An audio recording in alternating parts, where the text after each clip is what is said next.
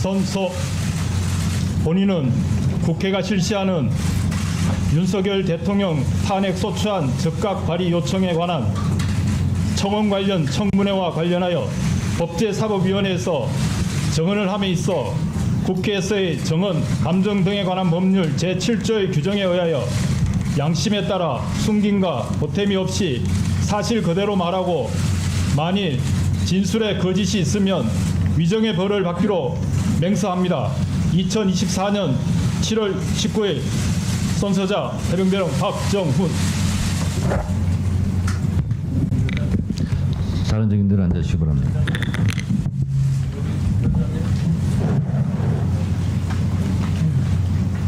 필속.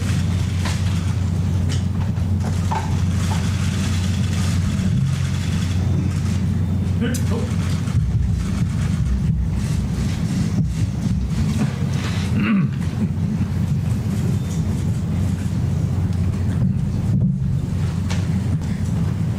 이런 여러 가지 외압이 있음에도 불구하고, 그런데 이렇게 해서 박정훈 대령에게 유리한 게 뭐가 있죠?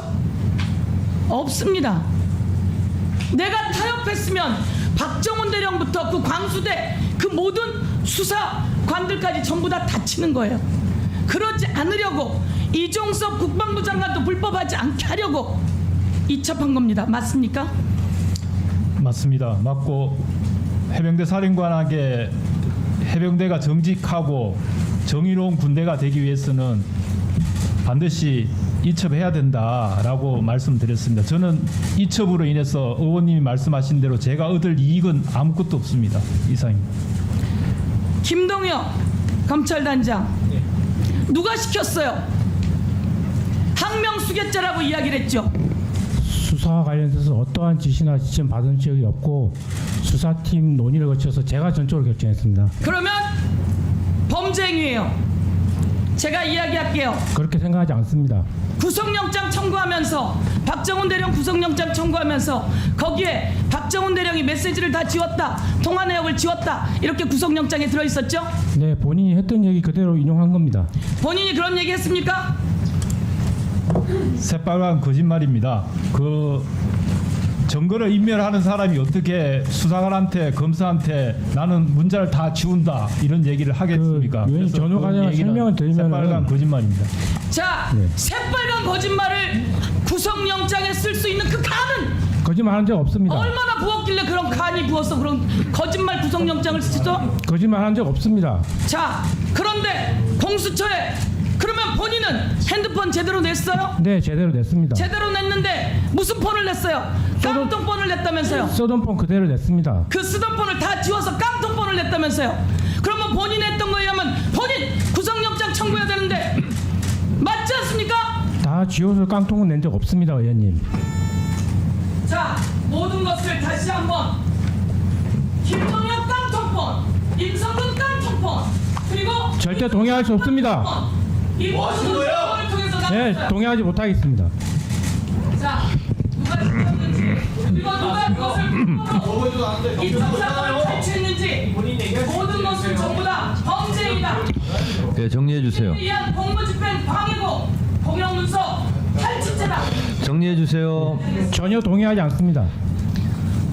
박정훈 증인께 질문하겠습니다.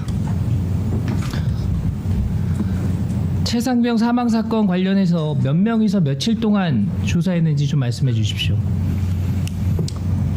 수사는 일광수대 수사관과 수사단 중앙수사대 수사관 포함해서 한 15명 정도가 총 열흘 정도 걸쳐서 수사를 했습니다. 예, 맞습니다. 그 베테랑 검사나 수사관들도 이런 짧은 시간 동안의 사실관계를 확인하고 기소 의견까지 첨부하는 것이 불가능에 가깝다. 이런 얘기가 있는데 여기에 대해서 증인은 어떻게 생각하십니까? 해병대 수사단에서 수사한 내용은 저희가 기소까지 단계에 가는 수사가 아니라 개정된 군사보험법에 따라서 범죄 혐의가 사망에 범죄 혐의가 있는지 없는지 정도를 판단을 해서 관할권이 있는 경북청으로 이첩하는 내용입니다. 따라서 그 정도의 인원으로 그 정도 기간에 저희들은 최선을 다했고 따라서 사망에 범죄 혐의점이 있다라고는 판단하기에는 충분했습니다. 그런데 말씀 들어보면 수사권이 없는데 혐의자와 범죄 사실을 특정을 하고 이첩하는 행위가 무고한 이들까지 처벌받을 수도 있는 위험한 일이다. 이런 의견들이 많고 더 나아가서 경찰 수사에 개입할 의도가 있는 거 아니냐 이런 시각도 있는데 여기에 대해서 어떻게 생각하십니까? 일단 의원님 말씀하신 수사권 부분 오전에 정리된 걸로 알고 있는데 해병대 수사단에서는 변사 사건에 대해서 기본적으로 수사권이 있습니다. 다만 이제 관할권이 없기 때문에 수사를 해서 범죄 혐의점이 있어서 관할 인적 관할인 경북청으로 이첩을 한 내용입니다.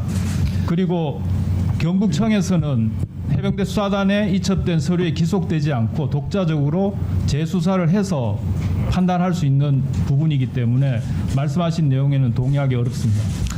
증인께서 이 실제 죄의 유무를 떠나서 조사하는 과정에서 혐의자로만 지목이 돼도 그 대상자들, 그 개인에 대해서는 상당한 불이익이 발생한다는 그런 사실에 대해서 충분히 인지하고 계신가요? 어떻습니까? 개인적인 불이익과 정확한 이제 수사의 결과에 따른 법적 판단으로 인해서 한 생명에 대해서 그 책임이 있는지 시시비비를 가리는 부분에서 개인적인 불이익까지 감안하는 부분은 적절하지 않다고 생각합니다. 법의 취지에 맞게 수사권이 없으니까 혐의자를 특정하지 말고 파악한 사실관계를 정확하게 모두 경찰에 이첩하라는 지시. 저는 이 점이 충분히 납득이 되던데 증인은 이것을 외압이라고 생각합니까?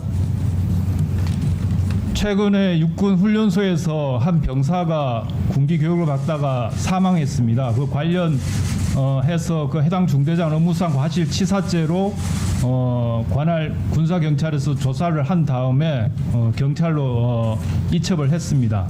동일한 사항인데 당시에는 수사권에 대한 운운이 전혀 없었습니다.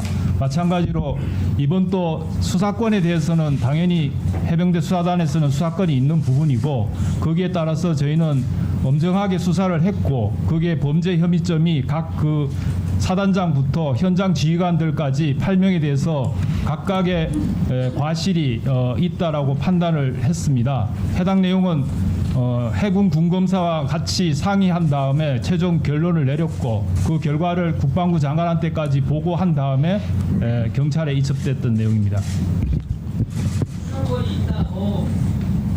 말씀하신 분에 제가 그 말씀이 많은데 충분히 좀 말씀하실 수 있는 시간을 드리기 위해서 잠깐 기회를 드렸고 보충 질의하시도록 하겠습니다. 네, 수고하셨습니다. 박정원 대령. 1년 전에 이런 얘기가 나왔습니다. 1년이 지난 지금 박 대령이 보시기에 상황이 어떻습니까?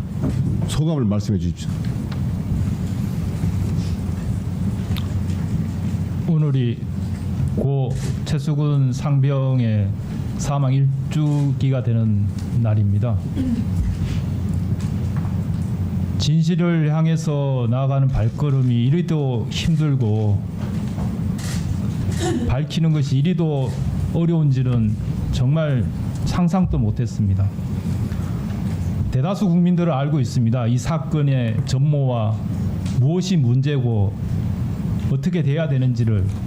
그런데 그것을 밝히는 것이 이렇게 힘들다는 것이 너무 가슴 아프고 하지만 반드시 진실은 밝혀져야 되고 정의는 살아있는 것이 우리 사회에 증명돼야 된다고 생각합니다. 이상입니다. 예. 다음 음성 한번 같이 들어보시죠. 통화할 때 저하고 이렇게 지도관하고 다 회의하던 중간에 법무관리관이 막 전화오고 이래가지고 그때 옆에서 또 다 들었습니다. 다 듣고 할 때도 이게 너무 이렇게 외압이고 그냥 하세요. 위법한 지시를 하고 윤상봉 있다라고 판사가 다들 이렇게 위원장이 아니고 느끼면서 그냥 하세요. 이렇게 하고 있어서 결국 그것 때문에 본인이 책임지겠다는 거 아니야? 네 맞습니다. 그래서 이게 지혜가 해당 안 되면 나중에 네 내 지시사항을 위반한 거로 이렇게 갈 수밖에 없을 거야 또. 네네 그지? 네. 근데 거기는 또 원인하고 뭐 이런 거 있으니까 그건 뭐 어차피 조사는 나올 거니까. 네. 근데 일단은 그래서 수사관들한테 딴 얘기를 하지 말고 네. 내가 봤을 때는 진정으로 뭐 원칙과 공정하고 원칙대로 이렇게 다 했으니까 네. 기다려보자 그래 이게 말 그대로 그래야 되잖아. 네. 예, 박정훈 대령, 이 김기현 사령관이 이렇게 원칙대로 하다 보면 다 진실이 드러날 거라는 취지로 말했습니다. 지금 원칙과 공정하게 수사한 결과 진실이 드러났습니까? 그렇지 않다고 생각합니다. 아까 그 임기훈 국방비서관께서 말씀하실 때 새빨간 거짓말이라고 말씀하셨어요. 그 이후에 말씀을 별로 안 하신 것 같은데 거기에 대해서 하실 말씀 있습니까?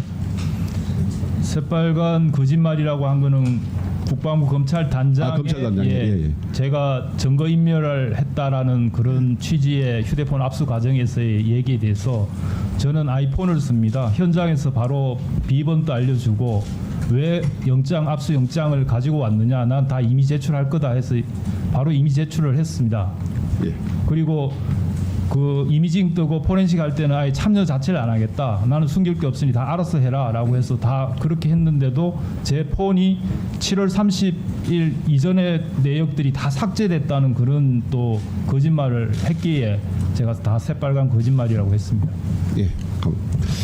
제가 몇 가지 박정훈 대령께 여쭙겠습니다. 이 해병대원 사건 관련해서 대통령실 관계자나 대통령으로부터 직접 연락받으신 적 있습니까? 대통령실에 파견 나가 있는 김영래 대령으로부터 장례식장에서부터 연락받았었습니다. 그 외에는 받은 내용이 뭔가요? 구체적인 사건에 대해서 구체적인 지시나 아니면 누구를 뭐 넣어라 빼라, 사건을 이렇게 수사해라, 아니면 사건을 이렇게 인지하라라고 하는 구체적인 내용에 대해서 연락받은 적 있습니까? 처음에 김영래 대령한테 연락받은 거는 이 사건에 대한 수사를 어떻게 할 것인지에 대한 수사 계획서를 제출해달라. 그러니까 제가 말씀드리는 거는 수사를 어떻게 하고 뭐 누구를 구체적으로 넣고 누구를 구체적으로 인지하는 데서 빼고 뭐 그런 구체적인 연락을 그런 받은 사실은 없습니다. 그러면 지금 대통령실 관계자나 대통령으로부터 구체적인 사건에 관해서 구체적으로 어떠한 지시나 연락을 받은 적도 없다. 그다음에 두 번째, 아까 말씀하신 것 중에 지금 군수사기관에서 하는 것은 범죄 혐의 있는지 여부만 판단하고 그다음에 혐의자 범죄 사실까지만 특정해서 경찰로 넘기는 거다. 네. 라고 말씀하셨고, 경북경찰청에서는 군수사기관의 의견에 기속되지 않고 네. 스스로 뭐 별도로 추가로 인지하든 뭐 어떤 수사든 다시 처음부터 다시 할 수 있다. 기속되지 않는다, 그렇게 말씀하셨지 않습니까? 네, 맞습니다. 예, 그 두 가지에 대해서 이미 말씀하신 걸 기초로 말씀드립니다. 전 국방부 장관께 여쭙게요. 예. 이첩에 관한 보고를 받으셨나요? 이 사건에 대한 보고를 7월 받으셨죠? 30일 날 오후 4시 반에 받았습니다. 예.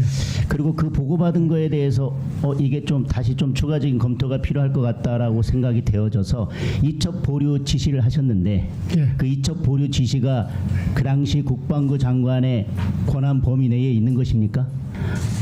그렇습니다. 이첩을 하지 말라도 아니고 예. 출장 잠깐 복귀할 보류. 때까지 예. 잠깐 보류해라. 예, 검토할 보류하라고. 것이 있다. 예, 예. 이렇게 해서 이첩 보류를 시킨 겁니다. 예, 그렇습니다. 지금 박정훈 대리께 다시 여쭙게요. 뭐 군이니까요. 또 결재권자니까요. 결재권자가 결재를 했다 하더라도 더 추가적인 검토가 필요해서 잠깐 보류하라는 보류 지시는 할 수 있는 거 아닙니까?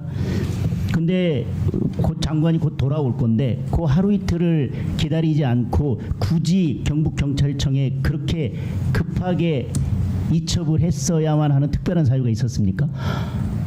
하루 이틀 이첩을 늦추는 거는 전혀 문제되지가 않습니다. 문제되지 않고 저는 해병대 사령관한테도 다 보고를 드렸지만 국방부에서 지시하는 것은 수사를 축소하고 왜곡하라는 지시가 본질적인 명령이고 지시였습니다. 이첩 보류는 수사를 왜곡 축소해서 재보고를 한 다음에 이첩하라는 내용이었습니다. 그래서 그렇게 하는 것은 대단히 위험한 일이고 문제가 된다라고 해병대 사령관한테 보고하고 이첩했습니다.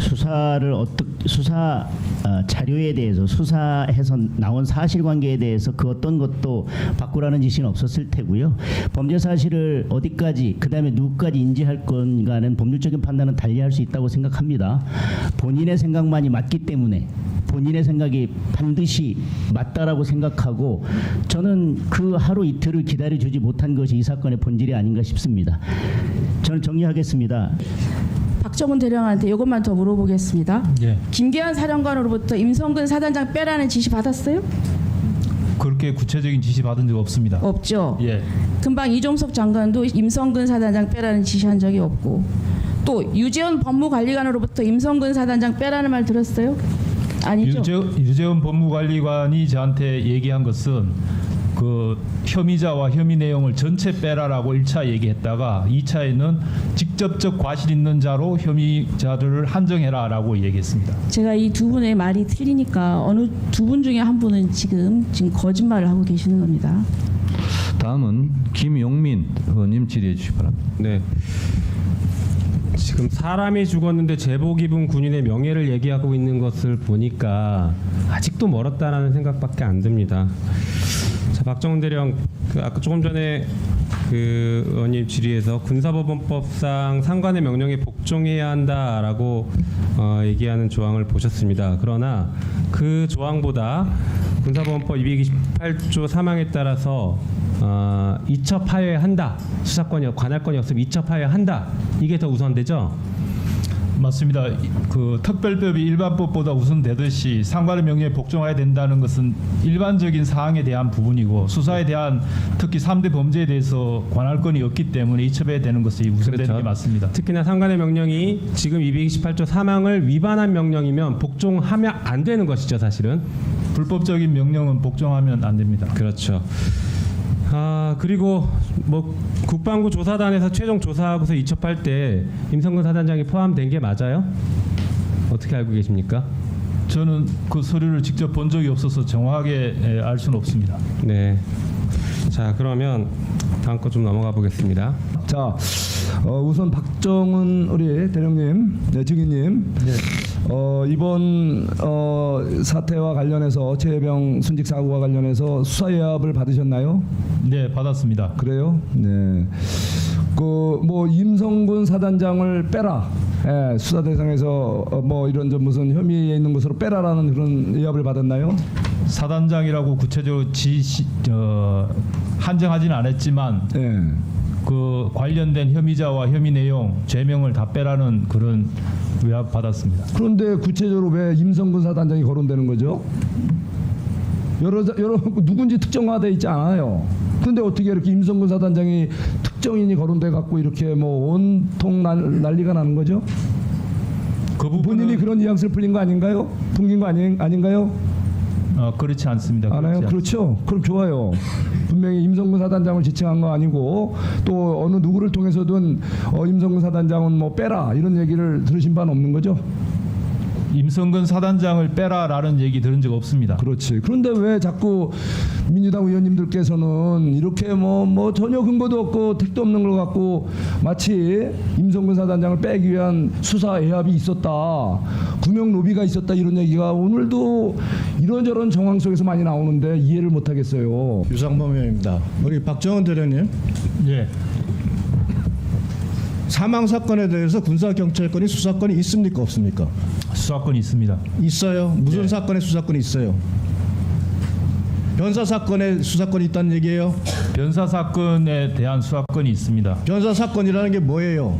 변사 사건은 이 사망 사건이 발생했을 때 그 사건이 자연사이냐 변사를 판단하고 사망 원인을 그다음에 그걸 가족에게 인가하는 일련의 절차를 변사 사건이라고 그래요.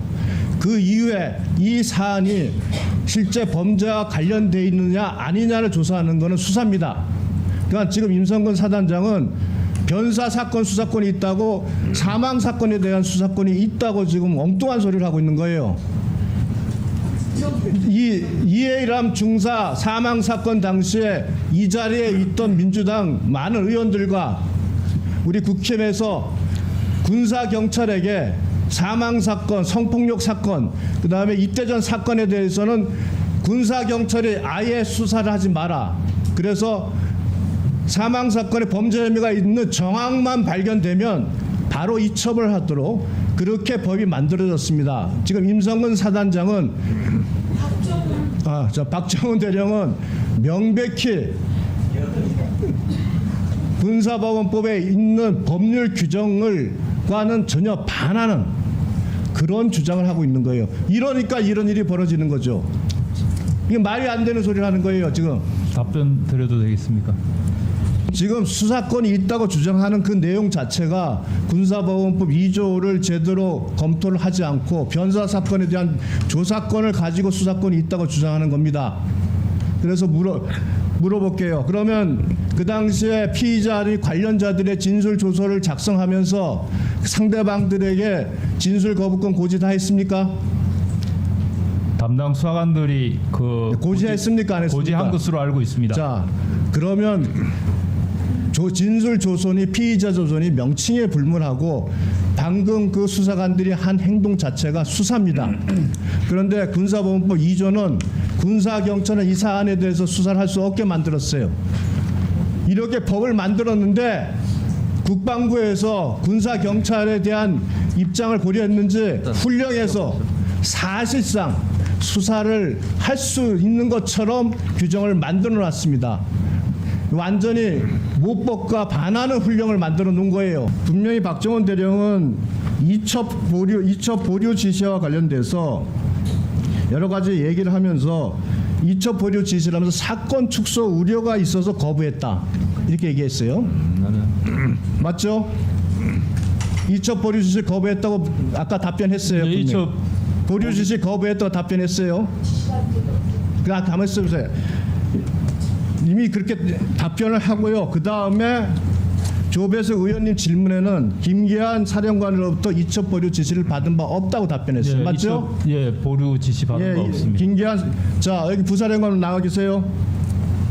예, 국방부 장관님으로부터 이첩 보류 지시를 전달받았어요, 안 받았어요? 정확히 받았습니다. 사령관한테 그 얘기 전달했습니까? 정확히 전달했습니다. 그럼 박정훈 대령에게 그 지시 내용 내려갔죠? 당연히 전달했습니다. 네. 자, 이종섭 장관님. 예. 몇 번에 걸쳐서 지시했어요? 뭐 세 번처럼 보이지만은 그것은 처음에는 사령관이 직접 했고 두 번째는 부사령관이 사무실에 왔기 때문에 한 번 더 종합적으로 지시할 때 포함시켜서 했고 네. 나머지는 그 사령관이 문자로 의견을 제시했을 때 다시 한번 강조해서 이첩 보류하라고 했습니다. 그래서 전체 3번 한 겁니다. 지금 박정훈 대령은 2번에 걸쳐서 말씀을 하신 게 있어요. 이첩 보류 지시 거부한 이유에 대해서 답변할 때 사건 축소 우려가 있어서 거부했다는 답변을 하셨고, 그다음에 김기한 사령관 이첩 보류 지시를 받은 바 없다는 답변을 모순된 답변을 했습니다. 아닙니다. 모순된 게 아니고 김기한 사령관으로부터 이첩 보류 지시 받은 적 없고 이첩 보류 지시에 대해서 사령관과 논의하면서 이첩 보류 지시의 본질이 사건 축소 왜곡이다. 그러므로 그렇게 하면 안 된다고 제가 자, 그럼 그 당시에 김기한 사령관이 이첩 보류에 대해서 말씀하셨어요? 이첩 보류하라는 얘기를 한 거잖아. 그럼 아닙니다. 이첩 보류를 했다는 말을 했기 때문에 지금 박정훈 대령이 그것의 부당성을 얘기했다고 지금 말씀하시는 거 아니에요? 국방부에서 이첩 보류하라고 하는데 어떻게 하면 좋겠느냐라고 그렇게 저한테 질문을 하셔서 그렇게 하면 안 된다라고 설명을 드렸고 그래서 같이 고민을 했습니다. 자, 우리 김동혁 국방감찰부장님, 자, 그 방금 그 공소 사실에 보면 8월 1일자에 분명히 지시를 이첩 보류 지시를 했고 이에 대해서 우리 박 대령이 이첩 보류 지시를 받지 않은 걸로 하겠다면서 거부했다는 내용이 8월 1일과 8월 2일 날 했다고 분명히 기재가 돼 있어요. 이거 맞죠? 네, 저희는 그렇게 파악해서 공소 제기했습니다. 자, 그러면 그 당시에 누구 그 진술을 확인한 거는 박 대령은 그렇게 진술했습니까? 박 대령 본인은 그 이첩 보류 지시를 명시적으로 받은 게 없다고 진술했고, 다만 저희는 그 회의에 참석했던 참모진들 다수로부터 일관되게 사령관의 명확한 이첩 보류 지시가 있었다라는 진술을 확보했습니다. 그 자리에 참모들까지 있었고 네. 그 참모들의 성격을 조사한 결과 모든 사람이 동일하게 이첩 보류 지시가 있었다는 진술이 있었다 이거죠. 네, 다수의 진술이 있었습니다. 박정훈 증인. 위원장님, 저거는 제가 지시했기 때문에 제가 답변 좀 드리겠습니다. 네. 실제로 장관의 이런 지시가 없었다면, 장관의 이런 의향이 없었다면 유재현 법무관리관이 본인이 독박을 쓸 일도 없을 텐데 박정훈 대령에게 수사 외압을 느낄 만한 그런 전화를 했겠습니까? 본인 어떻게 생각하세요? 유재현 법무관리관 독자적인 판단으로 저한테 전화했다고 생각하지는 않습니다. 네, 알겠습니다. 박정훈 증인에게 묻겠습니다. 박정훈 증인 그 과거에 2023년 8월경에 MBC 인터뷰에서 사단장은 빼라고 하는 내용의 신범철 차관과 해병대 사령관 간의 문자를 봤다, 이렇게 인터뷰하신 적 있나요? MBC 인터뷰한 적 없습니다. 없어요? KBS 사사건건에 한번 나와서. 아, 그럼 KBS에서 그렇게 인터뷰하신 적 있어요? KBS에서 인터뷰한 적 한 번 있습니다. 그런 내용으로 인터뷰했습니까? 아닙니다. 저는 차관 문자를 봤다는 얘기 한 적 없고, 해병대 사령관이 그 해병대를 왜 말을 듣지 않느냐라는 문자를 읽어줬다라는 걸 들었다고 얘기했습니다. 그렇게 해병대 사령관이 읽어주는 문자를 들었다, 이게 지금 입장입니까? 저는 계속 그 문자를 본 것이 아니라 읽어줬다라고 진술했고, 해병대 사령관은 그런 문자가 없다고 증언을 했고, 해병대 사령관의 핸드폰을 포렌식했는데도 그런 문자가 확인이 안 됐거든요. 예, 그건 알고 저는 계십니까? 정확하게 기억하고 있습니다. 분명히 저한테 읽어줬습니다. 모든 게 임성근을 빼라라고 하는 화면 띄워주세요. 사람들이 묻습니다. 임성근을 빼라는 얘기 들었어요? 그렇게는 직접 듣지 않았지만 예. 대통령이 경로하면서 이런 일로 사단장까지 처벌하면 누가 사단장 하겠냐라고 한다는 얘기를 들었습니까? 그 얘기는 명확히 들었습니다. 명확히 들었어요. 자, 대통령이 이런 일로 사단 넘겨주세요. 이거 아니에요. 넘겨주세요. 다시. 아닙니다. 없네요. 그러면 이렇게 이야기할게요. 자, 국방부에서 유재현 시켜서 국방부 조사본부가 끝내 조사를 해서 누가 빠졌습니까? 제가 유재현 법무관리관하고 통화할 때 유 법무관리관이 직접적인 과실이 있는 자로 한정해라 그래서 제가 그러면 결국은 사단장을 빼라는 것이냐라고 질문을 한 사실은 있습니다. 그렇습니다. 조사본부에 조사를 시켜요. 거기서도 임성근 사단장을 빼요. 그리고 경찰 결과도 임성근 사단장이 빠졌어요. 모든 것은 임성근 사단장을 빼라고 가리키는 거예요. 그렇지 않습니까? 이 과정에서 02800에 7070으로 전화 오자 이종섭 국방부 장관이 당황하는 겁니다. 그리고 모두 다 동원해서 그 일을 하게 된 거예요. 그래서 이 모든 사람은 공범이 된 거예요. 그래서 탄핵 이렇게 청문회까지, 탄핵 소추 발의를 요구하는 청문회까지 하게. 제가 질문할게요. 이첩 보류 지시를 김기현 사령관에서 받은 적 있습니까?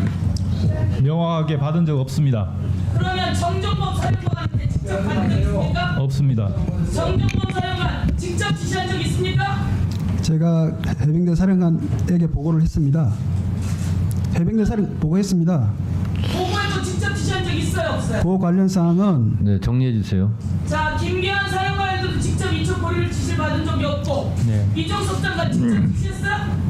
한 적 없고, 이정모 발언을 정리해 주세요. 지시했어요? 한 적이 없습니다. 네, 정리해 주세요. 항명이라고 하는 말은 또다시 만들어진 누명입니다. 누명. 박정훈 대령에게 뒤집어 씌우는 누명. 누명이 가장 나쁜 범죄다. 이렇게 이야기했습니다. 박정훈 증인에게 여쭙겠습니다. 네. 아까 지체 없이라고 하셨는데 이첩해야 됐고, 예. 그 이첩해야 한다 하고 상권에 대한 복종 명령과 관련해서 그것이 특별법이기 때문에 이첩해야 된다라고 하는 것이 우선 적용돼야 된다고 말씀하셨죠? 네, 맞습니다. 그게 상충됩니까? 특별법 우선의 원칙은 상충될 때 이야기하는 것이죠. 상충됩니까? 이첩하는 것도 보고하고 보고했는데 지금 좀 더 검토할 게 있으니까 지금은 이첩할 때가 아니다라고 하면 그 명령에 복종해야 될 의무가 있는 것이지요. 이첩을 언제 해야 되는지는 그냥 증인이 다 독단적으로 판단하시는 겁니까? 그리고 지체 없이라는 게 언제입니까? 지금 문제가 되는 것은 이 사건에 대해서는 변사도 아니고 자살도 아니고 문제가 있어서 과실이 있다고 하는 것이 충분히 소명이 됐는데도 불구하고 증인이 계속해서 이것을 수사를 진행해서 1000페이지 넘는 수사 기록을 만들고 본인이 거기에 대해서 인지하고 거기에 관련된 혐의자들을 너무 많이 특정했기 때문에 문제된 사안입니다. 즉시 지체 없이 이체했더라면 이런 문제가 발생하지도 않았을 것입니다. 그런데 이첩 보류한 것이 지체 없이 이첩해야 된다고 하는 것에 반하기 때문에 나는 이첩해야 된다는 그 특별 규정을 따랐고 그래서 명령에 복종하지 않은 것은 특별법 우선의 원칙에 적용되기 때문에 저는 괜찮습니다. 그게 말이 됩니까? 뭐가 상충이 됩니까? 이첩해야 된다고 하는 것과 상관의 명령에 대한 복종 의무가 전혀 상충되지 않아요. 이첩 보류에 관한 해병대 사령관의 명령이 일단 없었습니다. 없었다고 하는 것에 대해서는 밝혀질 것이고요. 예. 그리고 지금 뭐 누가 무슨 통화를 하고 몇 초를 통화하고 뭐 누가 몇 번을 통화했는지 자꾸 이야기하는데요. 결론부터 다시 말씀드릴게요. 대통령실 관계자나 대통령부터 누구를 빼고 누구를 넣어라. 특히 임성근 사단장에 관한 어떤 지시라도 받은 적 있습니까? 대통령실로부터는 받은 사실은 없지만 자, 그러면 국방부로부터 누구를 빼고 누구를 넣어라. 특히 임성근 사단장에서 넣고 빼라는 지시를 받은 적 있습니까? 구체적으로 정확하게 물었습니다. 해병대 사령관으로부터 대통령이 경로해서 이런 일로 사단장을 처벌하면 대한민국에서 누가 사단장을 하겠느냐는 얘기 들은 사실이 있고 국방부 본부관리관으로부터 직접적인 과실이 있는 사람을 한정하라 그래서 제가 분명하게 그러면 사단장을 빼라는 얘기냐라고 질문을 한 사실이 있습니다. 이상입니다. 자, 추가 보충 질의 때 다시 물을게요. 김기한 사령관과 박정훈 대령과 당시에 회의를 하고 김기한 사령관이 거기에 대해서 이첩 보류가 이걸 하면 나에게 무슨 일이 생기는가 이런 것을 물은 적이 있죠. 네, 내가 이첩 보류를 명령하면 어떻게 되는지를 저한테 해병사령이 질문했습니다. 그래서 뭐라고 답하셨나요? 그렇게 하시면 직권 남용의 죄가 성립될 소지가 있습니다. 그렇게 답변을 하셨죠? 예, 그렇습니다. 8월 1일에 김기한 사령관은 박진희 군사 보좌관 그리고 유재현 법무관리관에게 서로 메시지를 주고받습니다. 그리고 수사기록 이첩이 곤란하다. 그리고 이첩 보류를 요구하는 그런 대화를 합니다. 그리고 박정훈 대령이 그 당시에 김기한 사령관에게 VIP 경로서를 듣죠. VIP 경로설은 그 전날 7월 31일 17시경에 들었습니다. VIP가 경로했다는 그 경로서를 들은 자리에 이윤세 공보정훈실장이 있었나요? 아닙니다. 그때는 사령관 직무실에서 독대에서 둘이만 있을 때 들었습니다. 그러면 이윤세 공보정훈실장이 VIP 경로서를 들었다는 사실 알고 있나요? 이제 공수처에 조사를 받을 때 세 차례 그 사실을 들었다는 사실을 인정을 했습니까? 예, 그렇습니다. 이윤세 실장은 군사 법원에서는 기억나지 않는다. 경로서를 들은 것이 기억나지 않는다. 이렇게 진술을 했다고 하는데 사실인가요? 맞습니다. 그런데 공수처에서는 경로서를 들었다라고 인정을 하고 있는 거죠.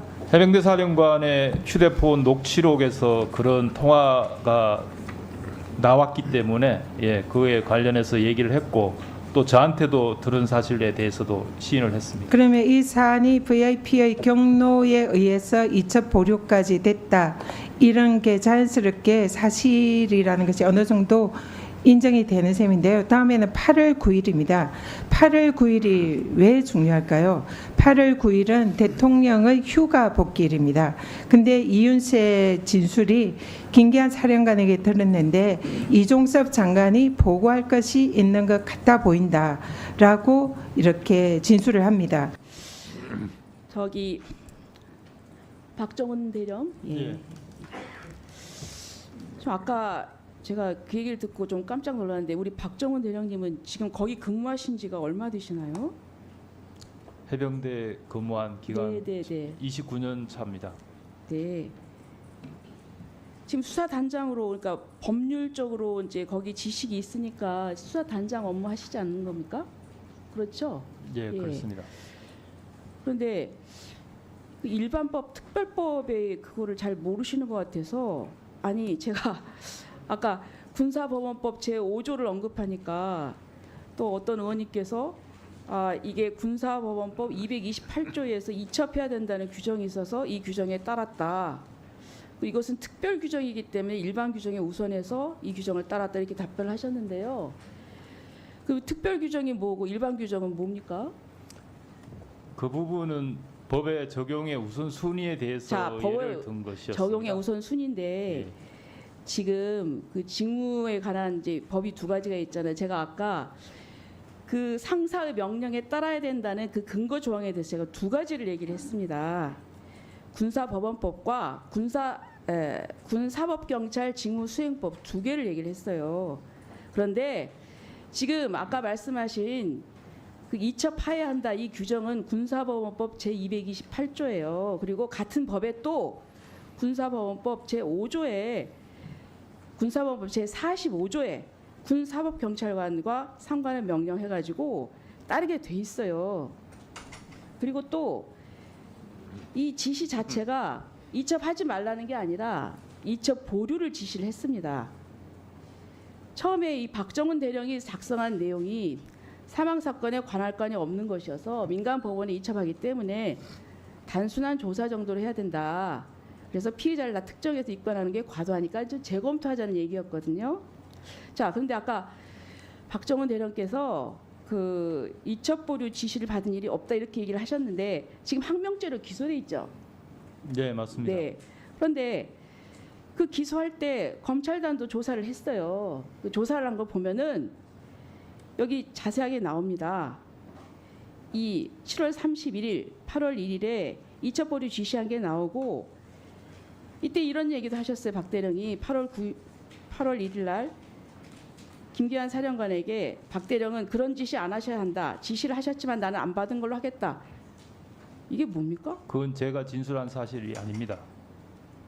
지금 진술 안 하셨다고요? 예, 그 자, 제 그리고 진술도 8월 아닙니다. 2일 날 10시에 박 대령은 김 사령관을 집무실로 찾아가서 죄송하다. 경찰에 이첩시키고 있는 중이다. 이렇게 얘기를 하셨어요. 내가 사령관의 지시를 어긴 것이다. 제가 진술한 사실 아닙니다. 네, 지금 어쨌든 이제 밝혀질 것입니다. 네. 자, 그리고 지금 군대는요 아주 특수한 조직입니다. 그렇죠? 그래서 이 명령체계가 굉장히 중요해요. 이 법에 의해서 이 상사가 명령하면은 그거를 따라야 됩니다. 그렇죠? 근데 이 이첩 보류 지시를 안 받았다고 했는데 그러니까 우리 박 대령도 아시는 거예요. 이첩 보류를 했는데 그걸 안 받았다고 해야지 받았다고 하면 항명이니까 지금 그러신 거 아니에요? 아닙니다. 군은 아니긴 뭐가 아니에요. 그리고 의원님께서 자 됐습니다. 말씀하신 그다음에 대로 저는 어차피 그거는 밝혀질 거라고 생각하고요. 그다음에 또 7월 28일 날 그 유족들하고 만났어요. 그죠? 예, 만났습니다. 예, 만나니까 이제 유족들이 임성근 사단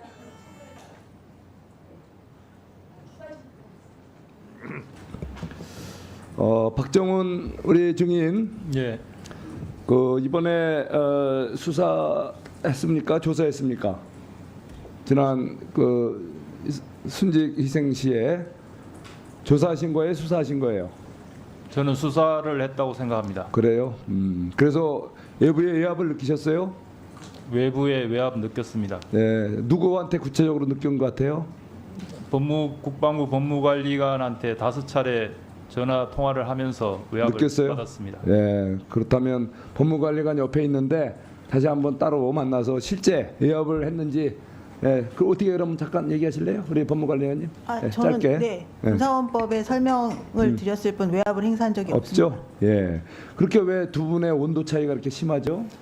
단순한 설명을 이틀에 걸쳐서 5번 통화한다는 것은 이해하기 어려운. 예, 어쨌든 소통에 문제가 있는 것 같아요. 자, 그런데 조사를 엄밀히 하셨죠? 시사를 엄밀히 하셨죠?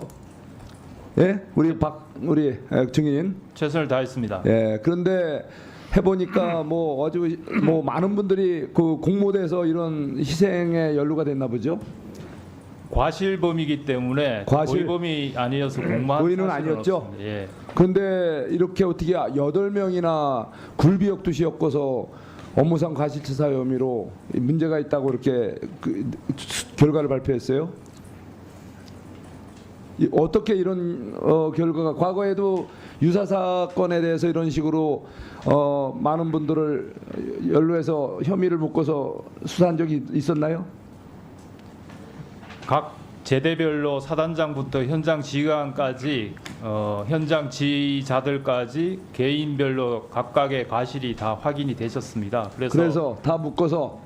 근데 이것이 해병대 전체 심각한 지휘 체계 마비 내지 해병대 의상에 상당한 심각한 타격을 줄 수 있다는 건 인지 안 하셨나요?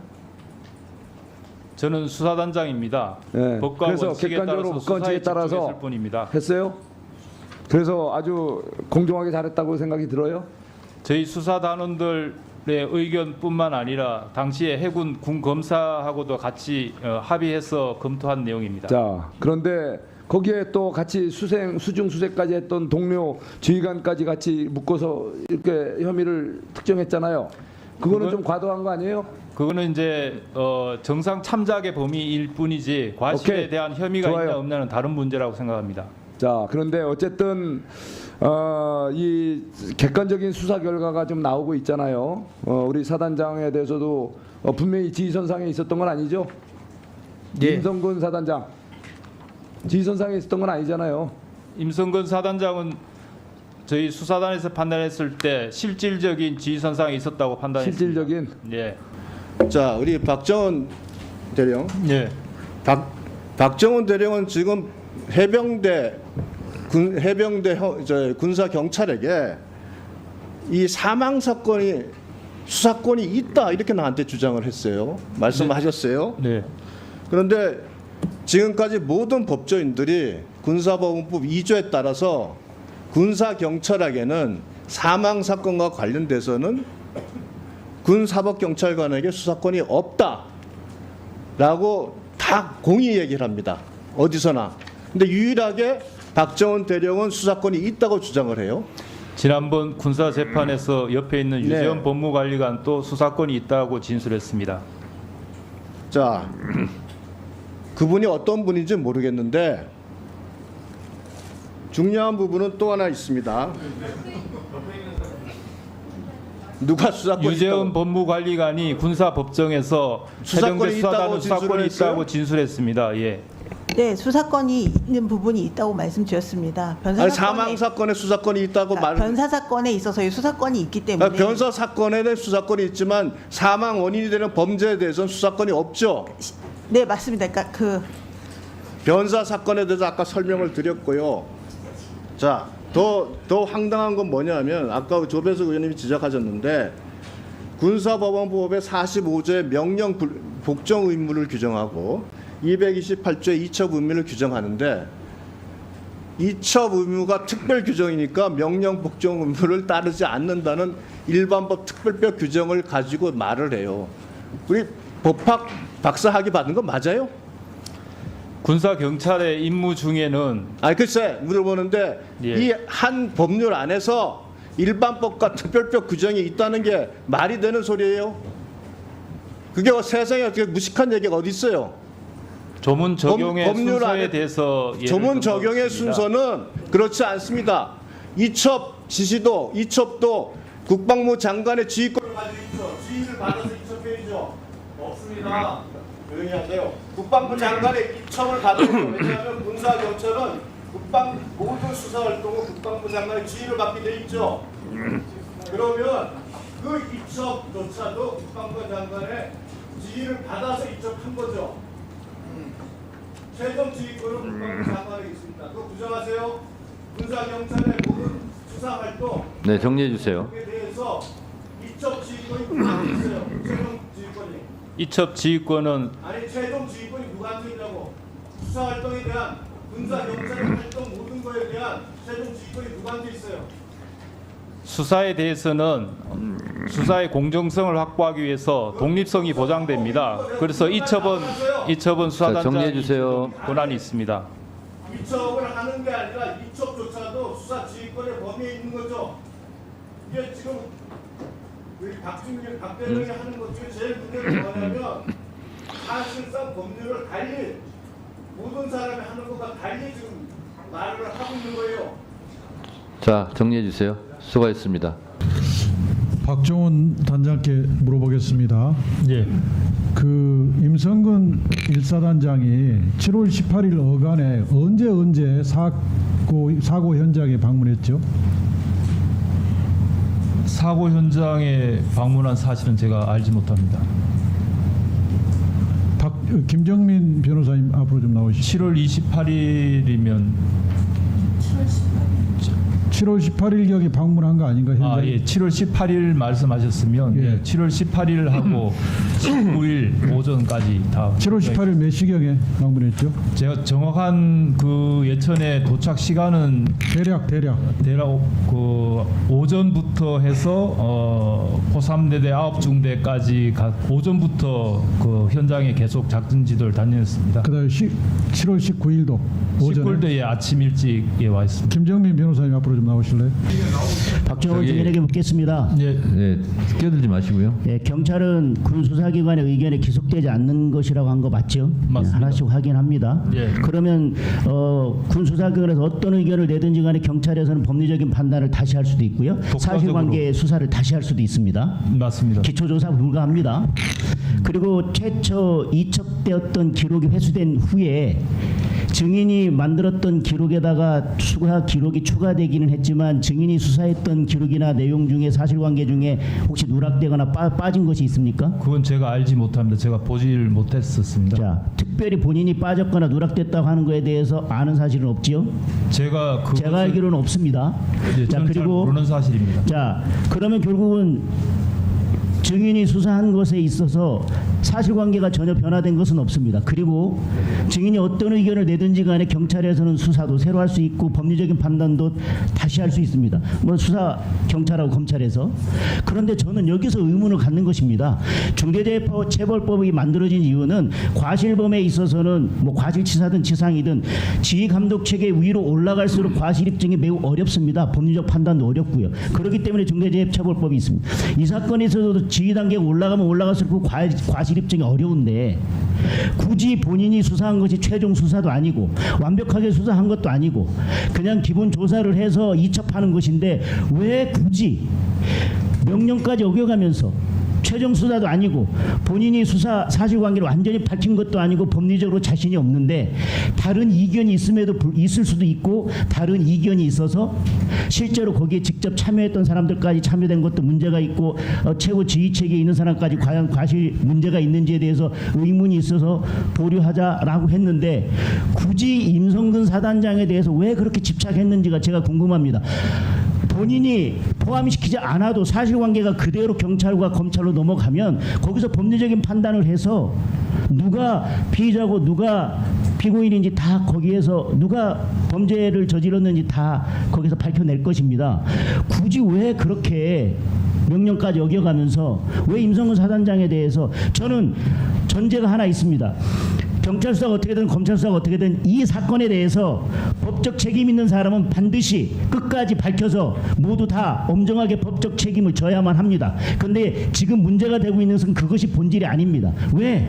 다른 의견이 있을 수 있고 장관이 이첩 보류 지시를 했음에도 불구하고 본인은 이 모든 상황이 누구 한 사람 그런 이야기를 한 사람이 없고 직접적으로 들은 바도 없고 직접적으로 얘기한 사람도 없는데 본인 판단에 특정 한 사람을 정해놓고 그 사람을 빼라는 지시인 것 같아서 그것은 절대 있어서는 안 된다고 생각하고 본인은 그것은 있을 수 없는 일이라고 생각하고 왜 이쪽 보류 지시를 어겨가면서 곧 하루 이틀 있으면 장관이 복귀할 건데 그 사이에 그 전에 굳이 이렇게 조급하게 본인 판단만 고집하면서 이첩했어야 되느냐는 겁니다. 답변 드려도 되겠습니까? 어떤 의견을 내든 경찰 검찰에서 다시 판단할 문제입니다. 사실관계가 달라지지 않고 본인이 조사했던 사실관계가 어그러지거나 빠지거나 틀어진 것이 없습니다. 저희가 1000페이지 넘는 그 수사 서류에 보면 병사, 부사관, 장교에 이르기까지 임성근 사단장의 과실에 대해서 굉장히 적시들을 많이 해놨습니다. 그건 본인이 그렇게 판단한 거고요. 아닙니다. 제 판단이 그러니까 아니라 본인이 그 판단과 다른 판단을 할 수도 있지 않습니까? 여기가 최종적인 수사가 아니고 최종적인 판단이 아니라면 이것을 브리핑할 거고 나중에 이것이 언론에 보도될 건데 저는 혐의가 확실한 사람들만 적시를 해서 그 수사 보고서를 올려서 충분히 저는 범죄 인지해서 이첩할 수도 있다고 생각합니다. 해병대 수사단은 혐의가 확실하다고 판단했습니다. 왜 굳이 이첩 보류 지시까지 어겨가면서 한 사람에 대해서만 자꾸 집착하면서 저 사람 빼라는 지시 같다라고 하는 생각을 가지고 왜 거기에 자꾸 집착했냐는 겁니다. 국방부에서는 7월 30날 첫 번째 장관 결재를 중간 결재로 하고 혐의 내용을 다 뺀 상태로 다시 최종 결재를 받으라고 지시를 했었습니다. 그래서 그렇게 되면 기존에 있는 수사 서류들을 다 축소 왜곡을 할 수밖에 없는 상황이기 때문에 축소 왜곡이 아니라 의견이 다를 수도 있는 거 아니겠습니까? 법리적인 판단에 있어서. 그래서 제가 의견을 냈던 게 국방부 조사본부로 이첩해서 상급 부대에서 다시 검토해서 판단을 하는 게 좋겠다라고 건의를 드렸던 겁니다. 네, 수고하셨습니다. 어떤 군인의 명예를 누가 어떻게 훼손하고 있습니까? 지금 우리가 지켜야 할 것은 박정훈 대령의 적법한 이첩 행위입니다. 그런데 불구하고 박정훈 증인의 증언을 앞뒤 맥락 다 자르고 대통령과 대통령실에 직접 외압이 있었느냐, 임성근 사단장을 빼라는 지시가 직접 있었느냐라고 물어서 그 부분에 대해서 박정훈 증인이 그런 부분은 없었다. 그러나 대통령이 경로해서 이종섭 장관, 유재은 법무관리관을 통해서 그 대통령실의 모든 고위 관계자들, 국방부의 고위 관계자를 통해서 임성근 사단장을 빼라고 지시하는 수사 외압이 있었다고 박정훈 대령이 지금까지 말해왔고 그 말을 지키기 위해서 지금까지 힘겹게 와 있었습니다. 박정훈 대령께서 말씀해 보십시오. 네. 저는 지금 이 사건의 가장 본질이 지금 전 국방부 장관이 이야기한 항명이 아니라 작년 7월 30날 결재한 대로 이첩됐으면 아무런 문제가 없었고 지금 이 자리도 있지 않았다고 생각됩니다. 왜 7월 31일 날 갑자기 이것이 바뀌었는지 오늘의 설명으로도 석연치가 않습니다. 그래서 저는 이 사건의 본질을 그렇게 바뀌게 되는 배경이 뭔지 그 원인이 바로 본질이고 시작이 아닌가 그렇게 생각합니다. 이상입니다.